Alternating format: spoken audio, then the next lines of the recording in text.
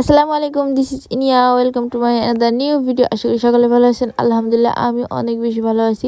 আজকে আপনাদের সামনে নিয়ে আসলাম চিংড়ি মাছের পাতুরি। আমি কিন্তু ভেটকি মাছের পাতুরি দেখেছি, তারপর হচ্ছে ইলিশ মাছের পাতুরি দেখেছি। চিংড়ি মাছের পাতুরি কিন্তু কখনো খাওয়া হয় নাই বা বানানো হয় নাই। আজকে ফার্স্ট টাইম বানিয়েছি, তাও আবার আপনাদের সাথে শেয়ার করার জন্য আপনাদের সামনে নিয়ে আসলাম। এই তো এখানে কুচি কুচি যে চিংড়ি আছে না, একদম ছোট ছোট চিংড়ি, ওগুলা বেটে সুন্দর করে সব মশলা দিয়ে মাখিয়ে তারপর হচ্ছে লাউ পাতার উপরে দিয়ে সুন্দর করে পেঁচিয়ে নেব।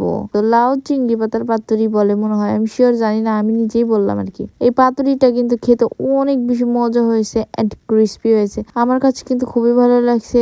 ভাত দিয়ে খেতে কিন্তু খুবই মজা লাগে। আমি আবার এমনিও খেয়েছি, এমনি খেয়ে দেখতেও কিন্তু খুবই মজা লাগছে আমার কাছে।